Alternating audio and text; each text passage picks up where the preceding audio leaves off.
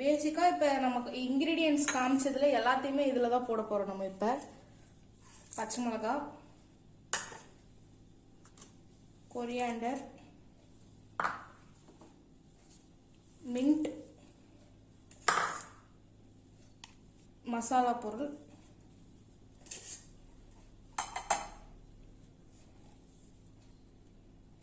இதெல்லாம் first mix பண்ணிக்கலாம். அதுக்கப்புறம் மீதி இருக்கிறத ஆட் பண்ணலாம். நான் மிக்ஸ் பண்ணிட்டு உங்களுக்கு காட்டுறேன். இப்போ போட்ட இன்க்ரீடியன்ஸ் எல்லாமே மேரினேட் பண்ணியாச்சு. இப்போ மீதி இருக்கிறதையும் போட்டுடலாம்.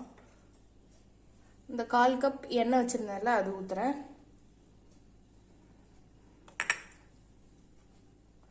டூ டேபிள் ஸ்பூன் கீ,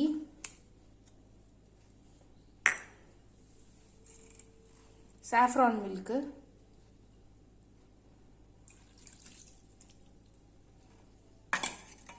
அப்புறம் இந்த பேஸ்ட்.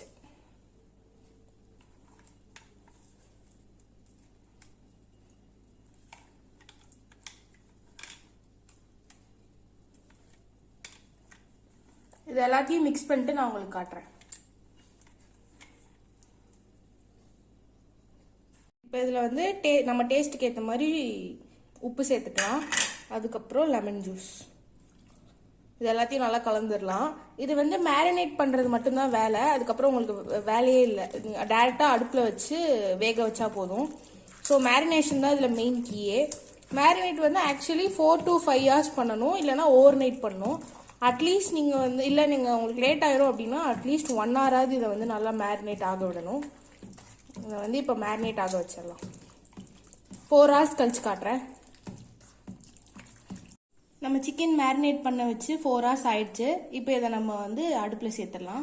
அடுப்பில் வந்து ஒரு சட்டி வச்சுருக்கேன். இதில் வந்து ஆயில் சேர்த்துக்கலாம்.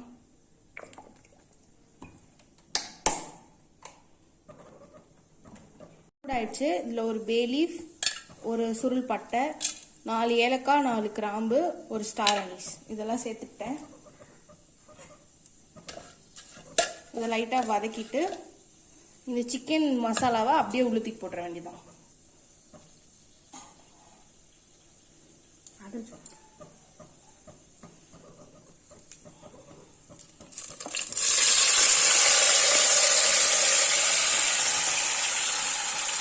ஃப்ளேமில் ஒரு 20 minutes வந்து மூடி போட்டு வேக வச்சிடலாம். மீடியம் ஃப்ளேமில் தான் வைக்கணும். இடையில ஓப்பன் பண்ணி கிண்டி விட்டுக்கோங்க லைட்டாக. சிக்கன் உள்ள போட்டு 20 minutes ஆயிடுச்சு. இப்போ இதை எடுத்து பார்க்கலாம்.